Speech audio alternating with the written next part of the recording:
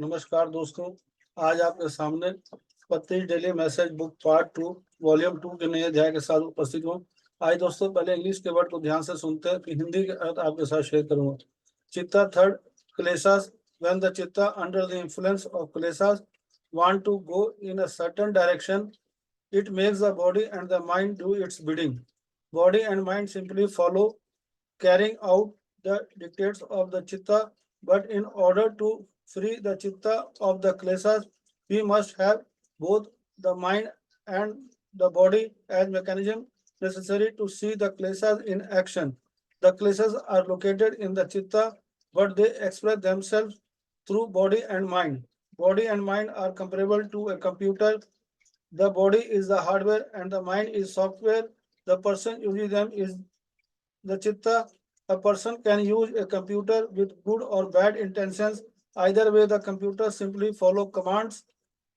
The intentions are found in the person, not in the computer. Similarly, the kleshas are not found in the body or in the mind. The kleshas are located in the chitta. When a person dies, the mental aggregate die along with the body and disappear. But the chitta, the knowing essence of mind, does not die after death. The kleshas remain with the चित्ता। आइए दोस्तों इसको फिर दोबारा ध्यान से सुनते हैं। चित्ता third क्लेशस, when the chitta under the influence of kleshas want to go in a certain direction, it makes the body and the mind do its bidding. Body and mind simply follow, carrying out the dictates of the chitta, but in order to free the chitta of the kleshas, we must have both the mind and the body as mechanism necessary to see the kleshas in action. The kleshas are located in the chitta, but they express themselves through body and mind. Body and mind are comparable to a computer. The body is the hardware and the mind is the software. The person using them is the chitta. A person can use a computer with good or bad intentions. Either way, the computer simply follows command.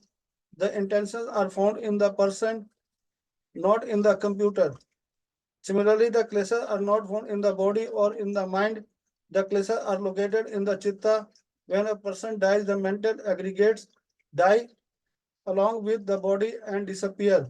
But the chitta, the knowing essence of mind, does not die after death. The kleshas remain with the chitta. आइए दोस्तों इसको हम हिंदी में बड़े ध्यान से सुनते हैं। इसके अर्थ। चित्ता तृतीय अध्याय क्लेश। जब क्लेश के प्रभाव में चित्त एक निश्चित दिशा में जाना चाहता है तो यह शरीर और मन को अपने आज्ञा का पालन करने के लिए मजबूर करता है। शरीर और मन बस अनुसरण करते हैं, कार्यान्वित करते हैं चित्त के आदेश।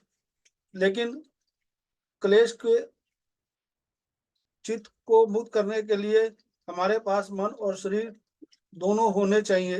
क्लेश को देखने के लिए आवश्यक तंत्र के रूप में कार्रवाई में क्लेश चित्त में स्थित है, लेकिन वे स्वयं को शरीर के माध्यम से व्यक्त करते हैं और मन, शरीर और मन की तुलना कंप्यूटर से की जा सकती है। शरीर हार्डवेयर है और मन सॉफ्टवेयर है और इसका उपयोग करने वाला व्यक्ति चित्त है।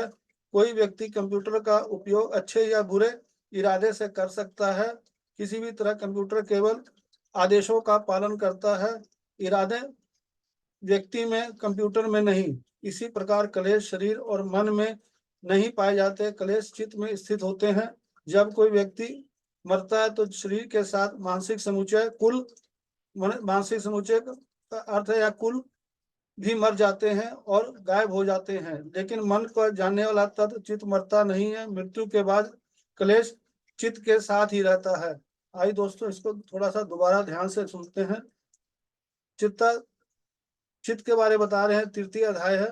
जब क्लेश के प्रभाव में चित्त एक निश्चित दिशा में जाना चाहता है तो वो शरीर और मन को अपने आज्ञा का पालन करने के लिए मजबूर करता है। शरीर और मन बस अनुसरण करते हैं, कार्य करते हैं चित्त के आदेश का। लेकिन क्लेश के चित्त को मुक्त करने के लिए हमारे पास मन और शरीर दोनों होने चाहिए। क्लेश को देखने के लिए आवश्यक तंत्र के रूप में कार्रवाई में बारे बता रहे हैं। क्लेश चित्त में स्थित है, जो क्लेश है चित्त में स्थित है, लेकिन वो स्वयं को शरीर के माध्यम से व्यक्त करते हैं। वो शरीर के माध्यम से व्यक्त करते हैं। और मन, शरीर और मन की तुलना कंप्यूटर से की जा सकती है। शरीर हार्डवेयर है, मन हमारा सॉफ्टवेयर है, और जो चित्त है, जो व्यक्ति के बारे बता रहे हैं, वो चित्त है जो कार्य करने वाला है। कोई व्यक्ति कंप्यूटर का उपयोग अच्छे या बुरे इरादे से कर सकता है। किसी भी तरह कंप्यूटर केवल आदेशों का पालन करता है। कंप्यूटर क्या करता है? आदेशों का पालन करता है। और इरादे मिल गए तो कंप्यूटर में नहीं है। जो इरादे होते हैं व्यक्ति में होते हैं, कंप्यूटर में नहीं। इस प्रकार क्लेश शरीर या मन में नहीं पाए जाते, क्लेश चित्त में स्थित होते हैं। जब कोई व्यक्ति मरता है तो शरीर के साथ मानसिक समस्या, मानसिक कुल भी मर जाते हैं और गायब हो जाते हैं। लेकिन मन का जानने वाला तत्व चित्त मरता नहीं है। मृत्यु के बाद क्लेश चित्त के साथ ही रहता है। दोस्तों, यह चित्त का अर्थ जो है चैतन्य माने जानने वाला, उसके बारे बता रहे हैं। यह तीनों अध्याय में चित्त के बारे पूरा अच्छी तरह से बताया गया है। असामान्य ज्ञान पुस्तक के कुछ अंश लेके चित्त के तीनों अध्याय में इसी चित्त के बारे में बताया गया है। और चित्त के अंदर जो क्लेश स्थिर रहता है उसको भी विस्तार रूप में बताया गया इस अध्याय में। तो दोस्तों, इस अध्याय को आप अच्छी तरह से सूक्ष्म जानकारी आप लेना चाहते हैं तो सामान्य ज्ञान पुस्तक जरूर पढ़ें। उसके माध्यम से आपको हर तरह की जानकारी आपको प्राप्त होगी।